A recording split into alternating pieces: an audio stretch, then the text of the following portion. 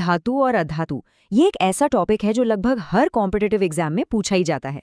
तो आज हम बिल्कुल एग्जाम फोकस्ड होकर इसके सबसे ज़रूरी पॉइंट्स को समझने वाले हैं। चलिए फिर शुरू करते हैं। तो हमारा रोड मैप कुछ ऐसा रहेगा। सबसे पहले तो ग्रेट डिवाइड, फिर देखेंगे तो रिएक्शन स्टोरी, उसके बाद the compound library, the power of mixing और आखिर में द फाइट अगेंस्ट डीके। चलिए सीधे पहले सेक्शन पर चलते हैं। तो ये है हमारा पहला सेक्शन, द ग्रेट डिवाइड। इसमें हम जानेंगे कि आखिर धातु और अधातु में सबसे बड़ा फर्क क्या है।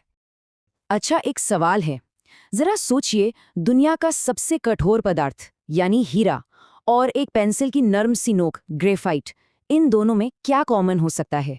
सोचिए जरा। इसका जवाब ना बड़ा ही दिलचस्प है, और ये हमें सिखाता है कि केमिस्ट्री में नियमों से ज़्यादा मज़ेदार तो उसके अपवाद होते हैं। तो देखिए, अगर हम आमतौर पर देखें तो धातुओं को पहचानना बड़ा आसान है। उनमें एक चमक होती है, वो हार्ड होती हैं, और हाँ, उन्हें पीट कर पतली चादरें बनाई जा सकती हैं और खींचकर तार भी। और ये गर्मी और बिजली के अच्छे कंडक्टर तो होते ही हैं। वहीं दूसरी तरफ है अधातु, जो ज़्यादातर डल होती हैं, आसानी से टूट जाती हैं और हीट इलेक्ट्रिसिटी की बहुत ही पुअर कंडक्टर होती हैं। तो जो सवाल हमने शुरू में पूछा था, उसका जवाब यही है। हीरा और ग्रेफाइट दोनों ही कार्बन के रूप हैं, मतलब एक अधातु है ना, कमाल की बात। और ऐसे कई अपवाद हैं, जैसे मर्क्यूरी जो एक लिक्विड मेटल है, सोडियम जिसे आप चाकू से काट सकते हैं, या फिर ग्रेफाइट जो एक अधातु होकर भी बिजली कंडक्ट करता है। ये वो एक्सेप्शंस हैं जो एग्जाम्स में सीधे सीधे पूछ लिए जाते हैं, तो इन्हें तो बिल्कुल ध्यान में रखना है। चलिए अब आगे बढ़ते हैं अपने दूसरे सेक्शन की तरफ, द रिएक्शन स्टोरी। यहाँ हम ये समझेंगे कि ये मेटल्स और नॉन मेटल्स केमिकली कैसे बर्ताव करते हैं।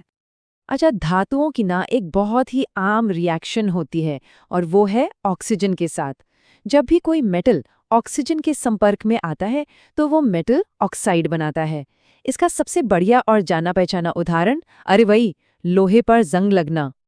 एक और उदाहरण देखते हैं, जैसे जब मैग्नीशियम को हवा में जलाते हैं ना, तो वो ऑक्सीजन से मिलकर मैग्नीशियम ऑक्साइड बनाता है, और इस प्रोसेस में एक बहुत ही तेज चमकदार रोशनी निकलती है, बिल्कुल दिवाली के फुलझड़ी जैसी। लेकिन पानी और एसिड के साथ हर मेटल का बर्ताव एक जैसा नहीं होता। सोडियम और पोटेशियम जैसे जो बहुत ज्यादा रिएक्टिव मेटल्स हैं, वो तो ठंडे पानी में भी आग पकड़ लेते हैं, सोचिए। वही लोहा या एल्यूमिनियम जैसी धातुएं सिर्फ भाप के साथ रिएक्ट करती हैं। और हाँ, ज्यादातर मेटल्स एसिड के साथ रिएक्ट करके हाइड्रोजन गैस बनाते हैं। अब चलते हैं हमारे तीसरे सेक्शन पर, द कंपाउंड लाइब्रेरी। इसमें हम बात करेंगे उन जरूरी कंपाउंड्स की जो हमारी रोजमर्रा की जिंदगी का हिस्सा हैं। देखिए, ये जो टेबल है ना, ये तो एग्जाम पॉइंट ऑफ व्यू से समझ लीजिए कि गोल्ड माइन है। इसमें आम नाम, केमिकल नाम, फॉर्मूला और इस्तेमाल सब कुछ है। जैसे कि बेकिंग सोडा, जिसका केमिकल नाम है सोडियम बाइकार्बोनेट, जो एक एंटासिड का काम करता है, या फिर प्लास्टर ऑफ पेरिस, जो टूटी हड्डियों को जोड़ने के काम आता है। इस एक टेबल से सीधे सीधे मैच द फॉलोइंग या फॉर्मूला पर बेस्ड सवाल बन जाते हैं। ओके, हमारा चौथा सेक्शन है द पावर ऑफ मिक्सिंग, यानी मिश्र धातु, या जिसे हम एलॉयज भी कहते हैं। चलिए देखते हैं ये क्या होती हैं। तो ये एलॉयज क्या हैं?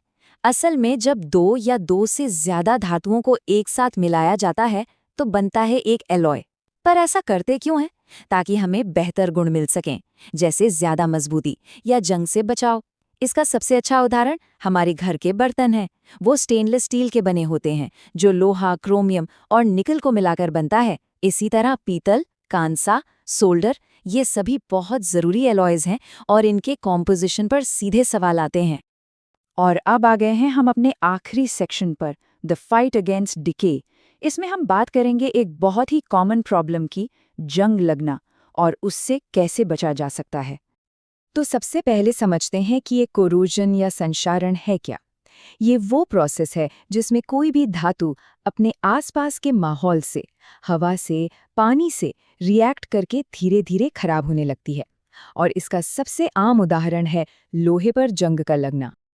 और पता है, लोहे पर जंग लगने की रेसिपी बड़ी सिंपल है। इससे बस दो चीज़ें चाहिए, एक नमी और दूसरा ऑक्सीजन। बस अगर इन दोनों में से एक भी चीज़ हटा दी जाए तो जंग लगने से रोका जा सकता है।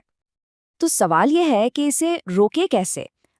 सबसे आसान तरीका तो है पेंट कर देना, लेकिन एक और बहुत ही असरदार तरीका है गैल्वेनाइजेशन। इसमें क्या करते हैं कि लोहे के ऊपर जिंक की एक पतली परत चढ़ा दी जाती है। अब ये जो जिंक की परत है ना, ये एक शील्ड की तरह काम करती है और लोहे को हवा और नमी के संपर्क में आने ही नहीं देती। और जाते जाते ये जानना भी बहुत जरूरी है कि ये सब धातुएं हमें आखिर मिलती कहाँ से हैं। तो ये हमें मिलती हैं अयस्कों से, जिन्हें ओर्स कहते हैं। जैसे लोहे का ओर है हीमेटाइट, एल्यूमिनियम का बॉक्साइट और मरकरी का सिनाबार। ये नाम भी एग्जाम्स के लिए बहुत जरूरी हैं, इन्हें याद रखिएगा। तो अब एक सवाल भविष्य के लिए छोड़ जाते हैं। जरा सोचिए, कोई एक नया अनदेखा अलॉय भविष्य की कौन सी बड़ी ग्लोबल प्रॉब्लम को सुलझा सकता है? देखिए, आज हमने जो भी समझा वो सिर्फ एग्जाम के नंबरों के लिए नहीं है। ये उस विज्ञान की नींव है जिस पर भविष्य के इनोवेशन खड़े होते हैं। तो इस सवाल पर जरूर सोचिएगा। मिलते हैं अगले विश्लेषण में।